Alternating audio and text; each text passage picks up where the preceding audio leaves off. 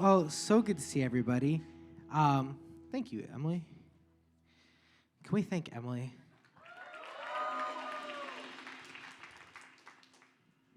Awesome. Well, hey, we are in the midst of a series right now that is focused on this idea of the vision that God has placed on our church. As we've talked about a ton already, we've had like so many great videos and different elements all throughout our service, but we've already been talking a lot about the fact that we are in this vision series leading up to next week being our Heart for the House Sunday here at Base Church.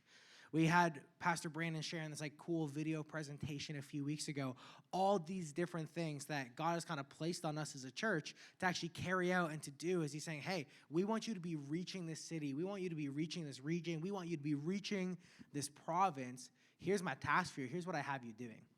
And as we went through that video, Pastor Brandon dived into the story of the Israelites. How many people know who the Israelites are? People familiar? Okay, quite a few of you. Nice.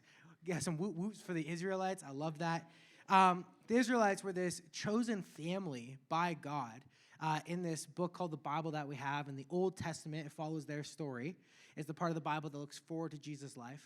And it's this family that was chosen by God thousands of years ago and kind of set apart to be an example to the world of how God is perfect and God is different, of his justice, of his beauty, and of his love. And we're following over this series a little bit of the origin story of the Israelites. We're looking at some of these key foundational moments in their history as God pulled them out of slavery, freed them with his awesome power, and he's leading them into this land that he has promised them. And we get to see how God interacts with the Israelites. We learn about his character. And we also get to see in the Israelites a little bit of like the common flaws and gaps that all of us as people have. And so we're unpacking this story and we're allowing it to speak to us as we kind of read God's word here and allow it to be something that encourages us and challenges us as we head in through this vision season here at Base Church. And so tonight, we are in the book of Exodus. Turn to somebody and say, Exodus. Turn to somebody and say, thank God I'm not still with my Exodus. Boo, boo. There's a video that I think Taylor Stewart is the first person who sent it to me. There's a video that Taylor Stewart sent me once, and it was like, you're not funny. People just don't expect jokes from a pastor. And no, it's the realest thing. It's the realest thing. Pastors aren't funny. People just aren't expecting a pastor to be making jokes, and that's why we laugh. That was a terrible joke. You laughed way too hard for that, okay? Thanks, Greg. Appreciate that, bro. Awesome. All right, if you have your Bible, you can pull it out. If you don't have a Bible at all, we have a Bible for you. You can head to our Welcome Center after service. We'd love to give you a Bible for free so that you have one. If you have a Bible, you can pull it out. If you have a phone, you can pull out the Bible on your phone. And we're going to read from Exodus chapter 14. We're going to read verses 10 to 16 right now. It says in verses 10 to 16, as Pharaoh approached, the Israelites looked up. And there were the Egyptians marching after them. They were terrified and cried out to the Lord. They said to Moses, was it because there was no graves in Egypt that you brought us out of the desert to die? What have you done to us by bringing us out of Egypt? Didn't we say to you in Egypt, leave us alone, let us serve the Egyptians? It would have been better for us to serve the Egyptians than to die in the desert. Moses answered the people, do not be afraid. Stand firm, and you will see the deliverance the Lord will bring you today. The Egyptians you see today, you will never see again. The Lord will fight for you. You need only to be still. And I love this part because it's such a wild contrast with what Moses just said, which sounds so beautiful and faithful. Then it says, then the Lord said to Moses, why are you crying out to me? Tell the Israelites to move on. It's like, the Lord will fight for you. All you need to do is be still. And then God's like, actually move. He says, raise your staff and stretch out your hand over the sea to divide the water so that the Israelites can go through the sea on dry ground. Can I pray over this word before we unpack it a little bit today? God, I thank you that you have revealed to yourself to us through this word, through the scriptures, God. Thank you that you have spoken through these authors. You have spoken truth. You've told a story that lasts forever, God, that is good for teaching us and correcting us and challenging us and encouraging us. And God, I pray that this would speak to our hearts tonight, Lord, that you would shift things inside of us, that we would leave this place formed and changed, not by anything that I say, God, but by the power of your word and your truth, Lord. I pray this in your name. Amen. Amen. So I have a bit of a confession to make, and it's this. It's that I'm really bad at going to therapy. And what I mean by this is I'm not bad because I don't go to therapy. I'm bad because I'm kind of mean to my therapist when I get there. Not mean to my therapist. The problem is I'm already analyzing myself so much all the time. I'm constantly in my own head. I'm thinking about the reasons for my actions. Last week, if you were here, I talked about this time in my life when I was obsessed with personality quizzes. And so I'm just walking into the therapist yeah, what up? I already know I'm an INTP. I've got this all figured out. I know all about myself. It's okay. I got it worked out. And I had this problem where I would go to therapy, and I'd spend all this time talking, and I'd spend this time trying to analyze myself, but I feel like I was just going around in circles with some of the same information that I had already processed in myself. I'd already thought about all these different things. I'd already been thinking about all these different problems, and my problem was never analyzing myself. It was actually taking action to change the things that needed to change. And it's interesting. I feel like it was pretty bad, and then it got even worse because I started taking some classes to become a therapist. And don't worry, I didn't finish, so I'm not too much of a menace, but I started taking some of these classes and then had a child. I was like, this is wild. Why am I doing this right now? This is not good timing in my life. And I started taking some of these classes, and as part of these classes, you had to do mandatory therapy sessions, which everybody knows is always the healthiest and most productive kind of therapy. And so I was like, hey, I got to do these mandatory sessions. I just have to get it done. I'm going to find the cheapest therapist I possibly can. And so the school had some therapists in training that you could book sessions with. And so I booked a session with this brand new kind of getting their hours therapist. And we sat down together, and he asked this beautiful first question. It's like, hey, why are you here? What are your goals for this session so I can work with you?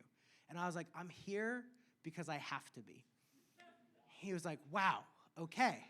It's it's mandatory to pass my class. So I am here before you right now. I gave him nothing to work with. How many people, does anybody in this room know who Marshawn Lynch is?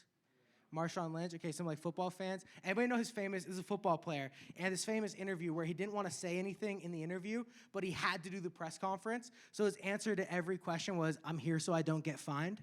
It was just every question. It was how'd the game go tonight? I'm here so I don't get fined. Hey, are your relationships with your other teammates still good? Hey, I'm here so I don't get fined. And that was basically me showing up to this therapy session. I was like, hey, I'm here so I don't get fined. I just have to do this for class. Let's get through these 6 hours of talking to one another. And so we start going through these, different sessions, but 6 hours total. And so we start going through these sessions, and it's we're talking about stuff, and I'm basically just verbal processing my week to this person. And I was like, man, I just don't know if I'm getting that much out of it. And this poor therapist is learning, but he has somebody who doesn't even want to be there, so there's nothing he can really work with. And we're struggling, and we're going through week after week. And I kind of start to like this guy. I'm he seems like a nice dude. I feel in a different context we'd be friends. Everybody thinks they could be friends with their therapist, but in a different context, I'm maybe we'd be friends. I don't know if I'm getting too much out of this. And we got to this point where I was kind of just starting to feel bad for him. Because he was a really nice guy, and he was trying so hard to therapize me well. And I just was giving him nothing week in and week out. And so I remember this one week I was saying, basically I have this problem where I can talk about all these different issues, and I think I can see how my family caused this and that, and now I'm taking this class, and I understand myself even better. I'm but there's just things I'm struggling to change in how I'm operating in my life, just real practical changes. And so he comes to me, he's he'd never made a single suggestion in all of our sessions. He just asked me questions. And he finally, you can see him build up the courage. He's hey, I have a suggestion. Have you ever thought about taking some time each morning, really practically, to just read your Bible and then actually just sit and be still with God for a few minutes? And I'm sitting there, I am a pastor. At this point in my life, my title was discipleship pastor.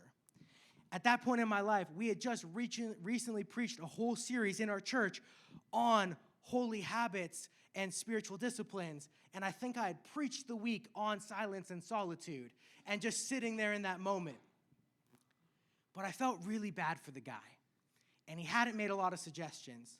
So instead of telling him that, I was like, oh man, I want to give him this win. Like, I feel like he needs a win in these sessions. And so I was like, yeah, that's a great idea. Like, thank you so much. I appreciate that. Let me like try that out. I'll see how it goes. And he like saw him brighten up. I was like, this isn't how this is supposed to go. This is not what this is supposed to look like. But I feel like we have this problem in our culture today where we have become remarkably good at analysis. Like all of us, whether analyzing ourselves or we're analyzing the world around us, we are really, really good at analysis. How many people, it's like, feels like everybody is an armchair expert when it comes to politics. It's like listen to a couple politics podcasts, see a couple reels, suddenly you understand all the big global issues of the day, and you have the authority to critique every government and every official and every policy, and we build these really, really strong opinions because we are these political analysts who are understanding the trade war perfectly, and we know how things are going to go back and forth and why Carney's doing the right thing or why Carney's doing the wrong thing or why Polyev would do a better thing or why Polyev would do the worst thing. We got it all figured out. But everybody feels like they're an analyst. Happens when we look at science, even like how we consume sports. I love sports, but like I think sometimes I like listening to the podcast analyzing sports more than I even like actually watching the sports. I've noticed this about myself. Whatever I'm actually watching when it comes to sports is almost always whatever podcast I'm listening to, I'll watch that sport. It's not that I'm watching the sport, so I'll listen to the podcast. No, I find the podcast, I get into the analysis, and I'm like, wow, I should actually go watch like the real thing. Maybe even try playing a sport one day in my life. Who knows? But it's in our TikToks, it's in our reels, it's in our classes at school, it's in our jobs. It feels like we are in a world today where like one of the highest values is, can I be critical? Can I challenge? How can I analyze everything going on and dissect it and understand it? Dissect it and understand it. Dissect it and understand it. And it feels like we're in this deep dive culture where we want to deep dive everything, including ourselves. I think like this most toxically, is that a word? Most toxically? In the most toxic form for ourselves, it kind of comes up in like, have you guys heard of people like using therapy speak? And it's like when people will just like do the same bad behaviors, but they use language they learned from a therapist in order to cover up those bad behaviors. And it's like, yeah, like I just really need to like set boundaries right now. It's like, dude, you just didn't want to buy your mom a birthday gift. Like, what are we doing here? Like, that's not what that means, man. That's not what that means. I think the problem is when we get so good at identifying, dissecting, and analyzing, but we actually struggle to take action in our lives. I've noticed this in a few pastoral conversations recently, and I got permission from one person to share, but there's this one conversation I was in where I was talking to this person, and like I kept like, they brought this situation, like, man, like pastoral, like I just want to process this situation. They brought it forward, and we're talking through it, and I just kept like asking all these questions, and they knew all the answers already. And I was like, but, okay, wait a second, like I'm confused, like you already have all the answers to it. They're like, yeah, I'm just struggling to do it. And at that moment, I was like, man, this is me all the time. I feel like I'm so good at finding this answer or that answer or this idea or that idea, and we show up to church and we hear these messages and this content, and we get all these like thoughts that we can process and we can work with, and we're constantly learning things on social media and in classes, and we're doing trainings, and we're listening to podcasts, and we're watching videos. We're in a world that is full of endless answers. I was showing my wife's, I think, 93-year-old grandmother ChatGPT yesterday. She was terrified. We're like, do you know like what's going on with AI? She's like, no. And as we're showing her, I'm like, I don't know if I should be doing this. This might not be a stressor she needs at 93. She could probably just never have to learn about this. And so we're there, and I'm showing her AI, and just seeing her like be like, blown away by the way that's putting together all these answers to these questions, and it made a poem for her, and she was like, no, I'm done. I'm freaked out. That's terrifying. But we're in this world now where every answer's at our fingertips. Even on Google, you Google something, you don't have to click into a web page anymore. It has an AI overview of the answer to the exact question that you've just asked. It's marvelous, and it's kind of terrifying. And I think the reality is that in a world with endless answers at our fingertips, we see even more clearly how big the gap is between information and action. Because we have all these answers. We have all this information. We have all this data we can process, all these different opportunities for analysis, and yet so often we can end up in our lives still feeling stuck. Still feeling like we're not living quite the way that we want to. We're not quite taking the actions that we want to. Sometimes we're looking at all this information, and it feels like just moving and stepping forward is impossible. Brings me back to this really interesting moment in Exodus chapter 14. Moses answered the people, "Do not be afraid. Stand firm, and you will see the deliverance the Lord will bring you today. The Egyptians you see today you will never see again. The Lord will fight for you. You only need to be still." Then the Lord said to Moses, "Why are you crying out to me? Tell the Israelites to move on." It's such an interesting moment here. The Israelite people, God has just freed them out of slavery to the Egyptians. He has sent all these plagues, he's done all these miracles, and in this crazy, miraculous, spectacular way, they're freed out of slavery and they start heading out from Egypt. And instead of going the direct route, for some reason, God takes them on this long way around. And they go through the wilderness and they go on this detour, and they end up in this position where they're up against the Red Sea on one side. And suddenly Pharaoh's armies decide that they don't want to let them go anymore, and they're pursuing them on the other side. And they find themselves trapped.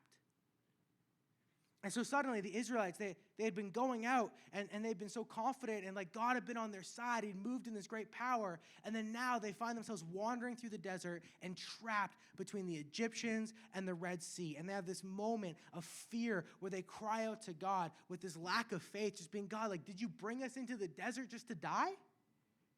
Why did you bring us out here? What's the point of this? What's the purpose of all of this?" And I love Moses' statement, because it's a beautiful statement of faith to encourage the Israelite people in their doubt. He's like, "Hey, the Egyptians you see today, you will never see again." That's baller. That's hardcore. Like, that's tough. That's from an action movie. It's like, hey, we're surrounded on all sides, but see all those people you see right now? You're never going to see them again. God's got something coming for them. And I love Moses' faith. But I also love that although Moses encourages this faith in the Israelites, he encourages them, hey, the Lord will fight for you. It's a beautiful thing. He says you only need to be still. God shows that there's times to be still and there's times to move. The first time I read this a little while ago, I literally wrote LOL in my Bible at this moment. Because I think it's just one of those moments of like the Bible kind of being funny. It's like the Lord will fight for you. You need only stand still. Tell the Israelites to move on. It's like God's like, okay, I love this faith. Thank you, Moses. But these people, why are they crying out to me in doubt? Why are they coming to me in doubt when I just did all of this in Egypt to set them free from slavery, and now you're trapped and you're doubting me? And God shows, hey, there is a time to move. But it's not movement out of fear. It's not movement about trying to make it happen on our own. But it's actually, what does it look like to move confidently in faith? They are hopeless, but God challenges them to take a step of faith. I think that this speaks so well to this moment that we find ourselves in as a church. This is our theme for this year. It's time to move. Something that God was kind of speaking to Pastor Brandon and Pastor Emma to say, hey, like there's been this big vision on the hearts of our leaders here at Base for quite a while to actually be reaching all of Ontario, to be planting churches, to be taking ground, to continue to build a healthy local church, to actually have education that is thriving and sending out pastors and leaders and marketplace leaders all across our province, to actually be part of the renewal of the church in Ontario. This has been on their hearts for a long time. And God's saying to us this year as a church, hey guys, it's time to move. It's time to take some of these steps. It's time to actually get up and move. And I think in a little bit of a similarity here, we're kind of like the Israelites, where if we were just to try to move in our own power, it wouldn't make any sense. The Israelites, like God's like, all right, it's time to move. It's like, where? There's a sea on one side and an army on the other side. Like, just imagine the Israelites' thoughts, like, God, where are we supposed to go in this moment? It's so unclear. I think for us as a church, we're in this moment where it's like we see this incredible vision, and it's so exciting, and we're faith-filled, and we're ready to step into it. But it's like I try to add it up in my head and do the equation. I'm like, I don't know if I can figure out the plan to get there myself. A few years ago, we were in this like leadership meeting, praying and asking God for like 10-year vision for our church. And there was this moment where like everybody in the meeting was just like, education has to be a part of our future as a church. And at this point, we had no education things happening in our church like at all. Like for some reason, this idea of education is on everybody's hearts. And we're talking about what it could look like. We're like, maybe it's a Bible college, maybe it's a high school, maybe it's elementary school. For some reason, all of this is speaking to us. We don't really know why. And I remember like we were in this meeting, and I think Pastor Brandon was like, okay, this was supposed to be 10-year dreaming, and as we're mapping out what that could look like for us, like maybe we're actually talking more 30 to 50 years. It's like, hey, 10 years is cool, but like that's some big goals. Like starting a college is a huge task, getting accreditation, figuring out the legal side of all of this, the facilities, the spaces, the buildings. We were a mobile church at the time. Like that sounds almost impossible. And yet, within just over a year, as a church, we were responsible for a Bible college and an elementary school. Something that we couldn't imagine a roadmap for completing in 10 years, God did in like a year and a half. That is faith building. That's something worth getting excited about. To say, hey, God can do so. Yeah, let's clap for it. It's good. Greg, you were ready to go, man. You're like, this is exciting stuff. But man, God has like already done so much in the life of our church, and I don't know how long all this vision is going to take. I don't know what the timelines for everything are, but I believe that he is going to move in ways that we can't possibly imagine. But I also believe it's time for each and every one of us to step up, to stand up, and to say, hey, I got to move with him. God is on the move. He's doing something. He's working miracles. He is going to bring about the vision that he has placed on this church. I believe that with my whole heart. We are going to see people's lives transform. We're going to see people who have been contemplating suicide say, you know what? No, there's something worth living for because I found the love of Jesus Christ. We are going to see families transform for generations to come. God is on the move. Are we moving with him? But it begs the question for us, how, in a world of analysis, can we be people of action? How, in a world of analysis, can we be people of action? I think it starts with, like, just getting up and moving, doing something, taking a step, saying, all right, I'm an Israelite. God says to move. I guess I'm going to pack up my camp even if I don't know where I'm going. It's looking at what's in front of us, the little actions that are going to lead to the bigger actions. I remember having a debate with a friend one time. I've been so into politics at a certain point in my life. I was a card-carrying member of a political party. I'm not going to say which one. You don't need to know. But I was a card-carrying member of a political party, honestly one that I wouldn't super agree with a lot of their stuff anymore. But in university, and I was like super into like politics. I thought it was so interesting, and I was consuming all this media and all this content and posting and sharing all this stuff, and like I thought it was so interesting. Like politics was like I was a junkie for it. It was like my favorite media thing to consume. And I was so worked up about it all the time, and I started to get this like revelation as I was like looking at scripture. I was seeing the way that Jesus talked. And he's talking to the Israelite people like quite a while after this takes place in Exodus. But he's talking to the Israelite people in this later time where they're being oppressed by the Roman Empire. And in this moment, like they're like suffering from this oppression, and they want Jesus to come and overthrow the government that is clearly kind of messed up and taking advantage of them. And Jesus keeps pushing back and saying, hey, focus on what's in your own heart first. Focus on how you're treating your family. Focus on how you're treating your neighbor. Focus on what's actually within your control and in your sphere of influence. And I remember having this conviction and saying, like, man, like, I think it's actually how God wants us to operate when we think about politics, when we think about big challenges, when we think about all the big problems and the big issues in the world, and saying, hey, what's actually in my hands? I can control my own heart first. I can control my own mind first. I can actually work within my family first, in my friend group first, in my workplace first, in my classmates first. Like I can actually do things within my church first. What's happening around me right here, right now? And I remember talking to another friend who's a political junkie as well. I was sharing some of the stuff with them. And they're like, No, like that'll never work. It'll never work. Like you'll never see real change that way. Yet what's so interesting is you look at the Roman Empire shortly after Jesus' death and resurrection and then him going away and him establishing the church, and you see that this is what happened.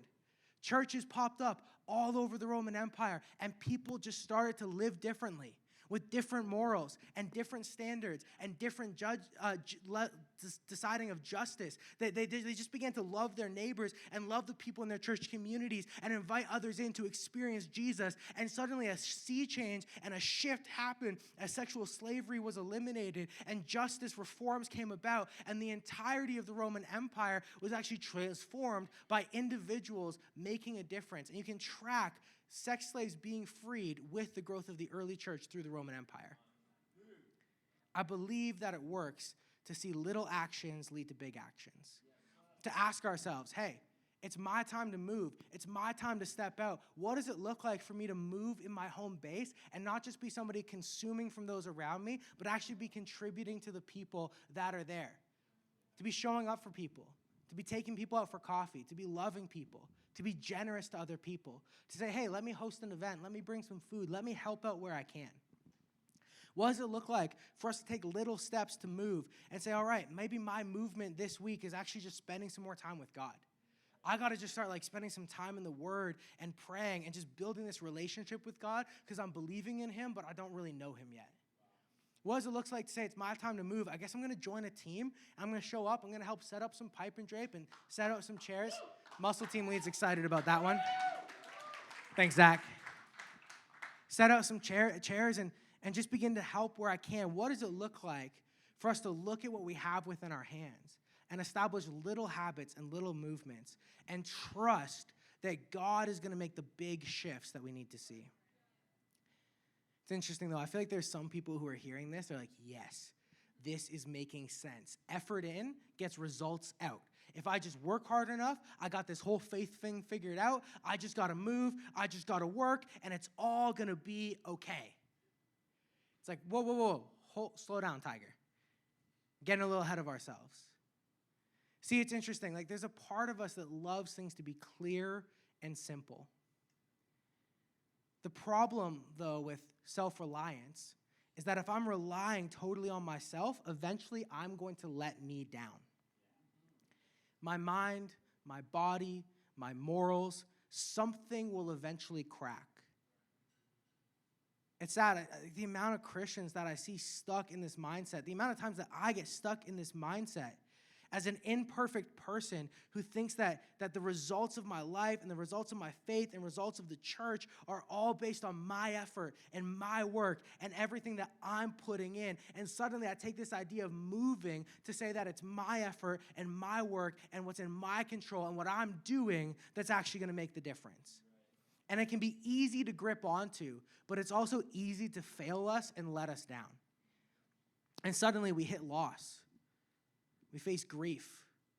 We face failure.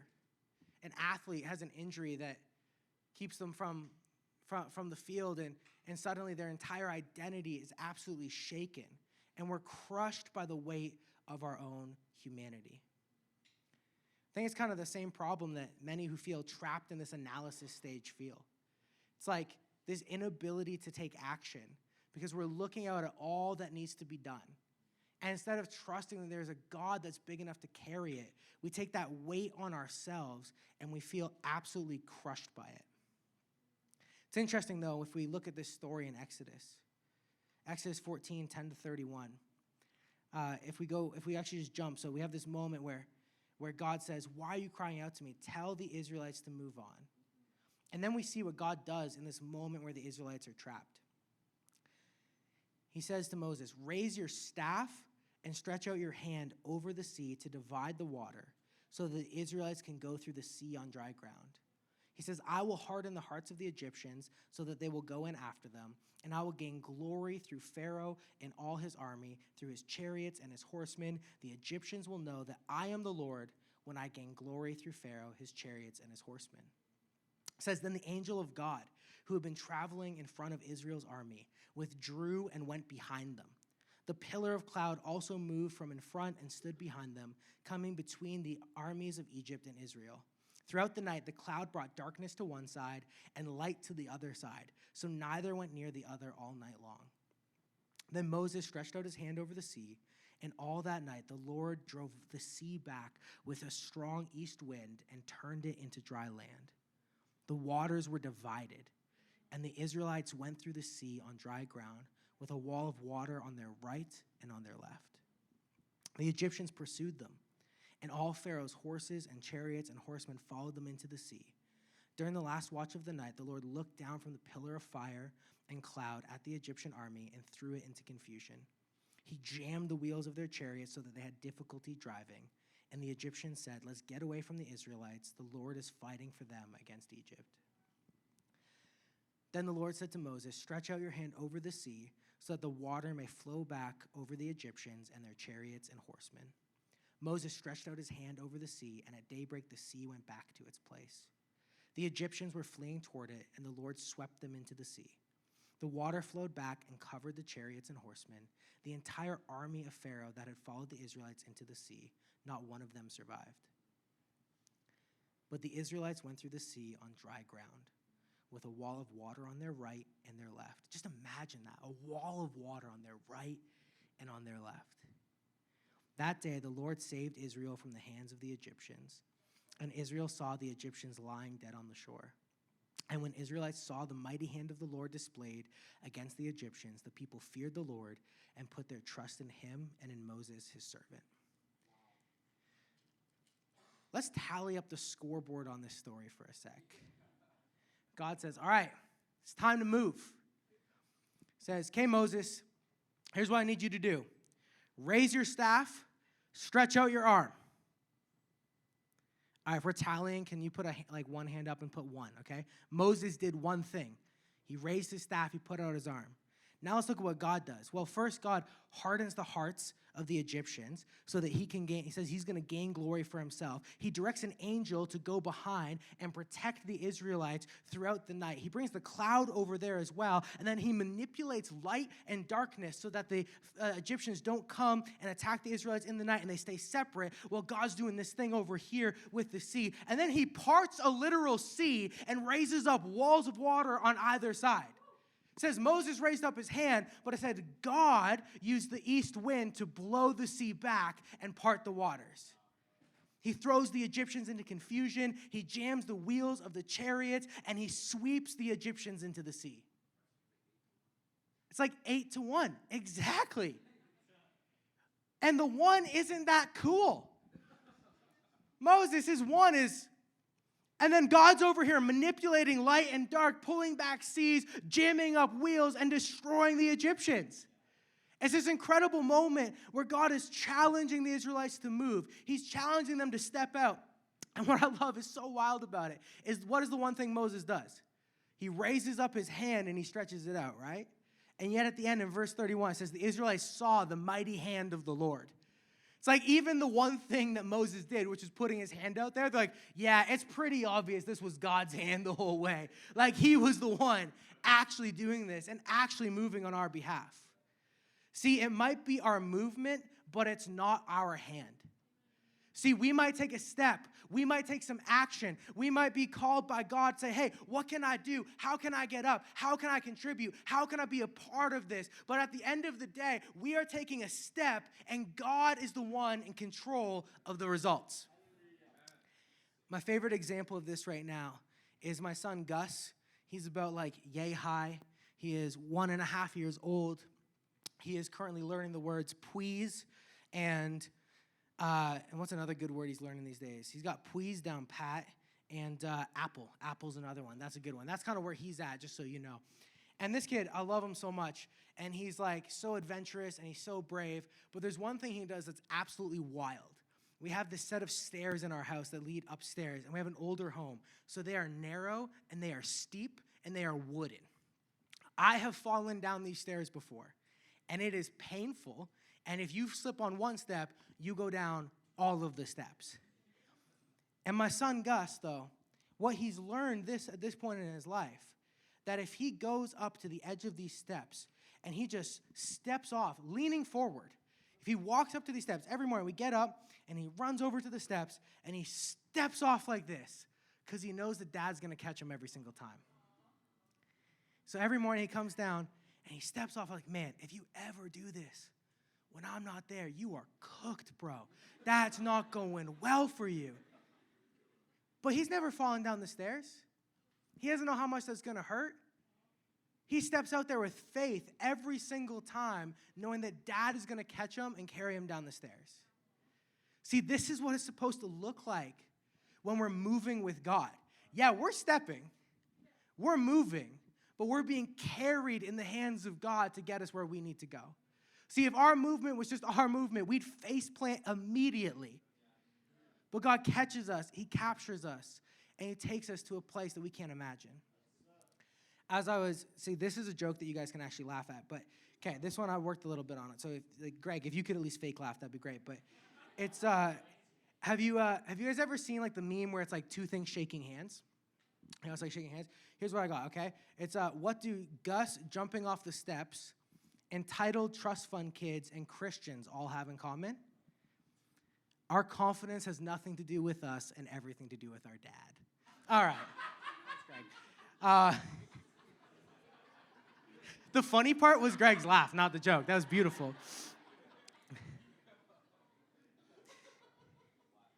Here's the thing, though. We don't need to be stuck in analysis paralysis. The weight is off our backs.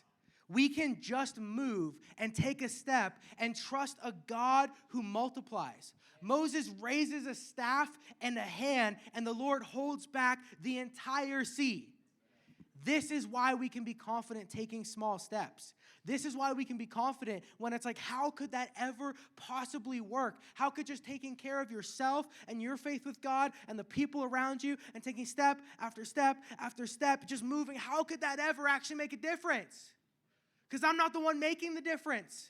It's not actually about my actions, but I have a God who multiplies every input, who multiplies every action, who is bigger than my effort, and he loves to see my movement. He loves to invite me into his work and do amazing miracles on the other side of it. See, Pastor Brandon's been talking about this idea that the equation for accomplishing all God has called us to as a church is to have health and margin, so that we might pursue the opportunities that God gives us. Health and margin to pursue the opportunities God gives us. And so tonight, I want each of us to consider what our movement will look like. What does it look like for me to say, hey, I'm actually going to take some ownership in my life and move and see what God does on the other side of that? I think there's a lot of options. I think there could be some people in the room tonight, and it's like you're here and you're like, hey, you know what? Like I actually need to move to like have a relationship with God. Like this creator of the universe, this God that multiplies our effort and our impact, that takes the weight off the shoulders. I've been feeling that weight, trying to decide and change my life. Like I need something helping me out here. And there's an opportunity that we're going to have in a moment tonight. We can make that decision to follow Jesus, where you can choose to move and say, God, I believe in you. I want a relationship with you, and see what he does on the other side of that movement. For some people, we need to take a step to get connected in community. For others, we need to take some steps in spending time with God. For others, it's serving in the church. For others, it's maybe taking on some leadership and responsibility and understanding the influence we have. And for some of us, it is going to be our giving and in our finances. It's interesting. There's kind of two main things I want to pray for in particular tonight. The first is salvation, and the second is our giving and our finances. I'm going to switch up the order a little bit to how we often do it. I want us to pray over some of our giving first, and then we're going to pray for those who are making a decision to follow Jesus. You know, it can be so easy in a moment like this to like have this fear of just like talking about the money side of things. We've talked about it a lot tonight. We've shared this like great talk from Zach about like why we can be generous in our lives and what it looks like to actually invest and see our heart invested in something that is worthwhile investing in. We've heard stories from Ben and the sacrifice that he made when he was around the age of a lot of people in this room to see a healthy church planted in this city. I think sometimes it can be easy in these moments to say like, well, everybody can contribute in different ways. And, there's probably some people in the room who don't even have their summer job lined up yet. And some people in the room who are newer in their careers and people who are students and in different places and in different spots. But we call it Heart for the House. And we call it Heart for the House because at the end of the day, what Zach talked about earlier tonight is so true. Where our treasure is, there our heart will be also. If you want to know if God's actually touched your heart, like, look at your finances. And Pastor Brandon, he often says, like, hey, if you're really skeptical about giving to church and regular tithing, go tithe to another church for a little while first. Go tithe there for 3 months. See what God does in your heart, and then if you're still planted here at Base, you can tithe here. But try it out somewhere else first if you're that skeptical. That's okay. But I truly believe that it is often our finances that are the last thing to go when we're trying to surrender everything to God. And part of it makes sense. Like, what is money? It's like not even paper anymore. It's like plastic. What is money? It's like numbers in a computer when we're tapping a card. What is money? Is just like a way to store and show what we value. It's literally just a way to say, hey, here's what I value. Here's what I think is important.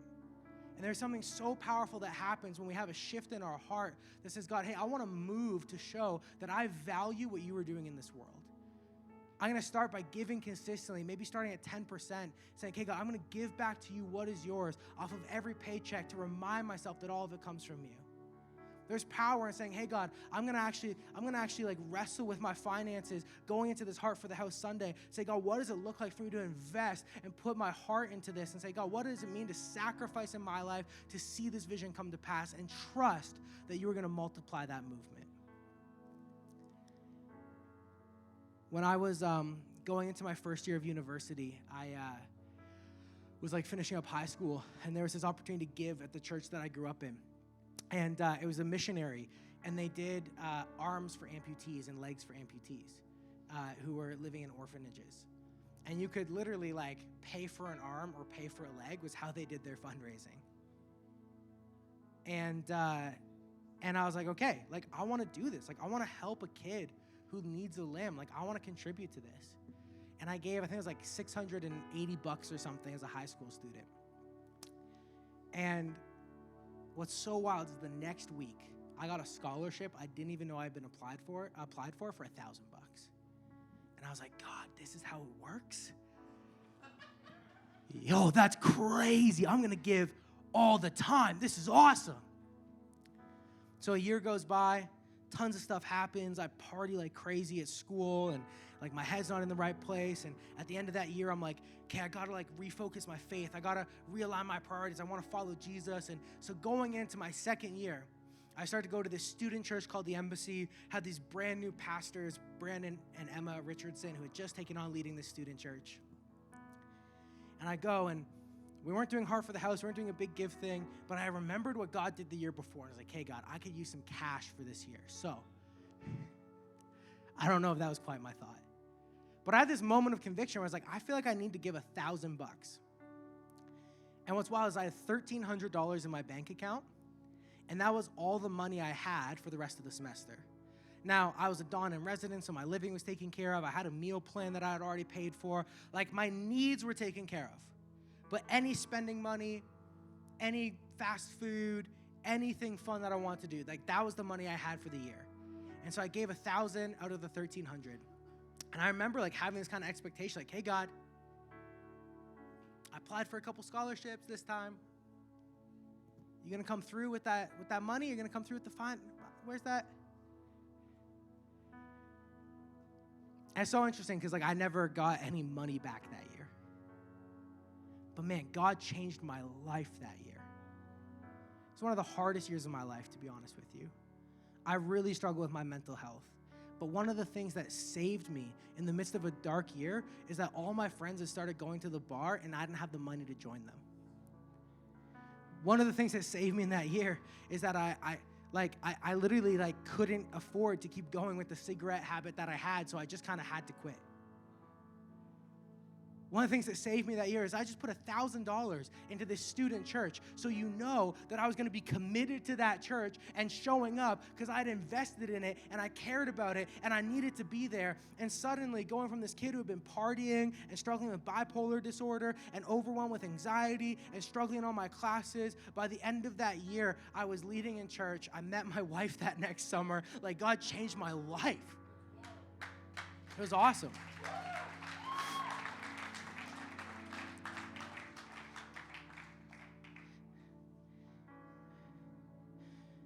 And so every single year, the numbers have gotten bigger as our careers have changed and our lives has changed. But every single year, my wife and I, we are excited to give for Heart for the House.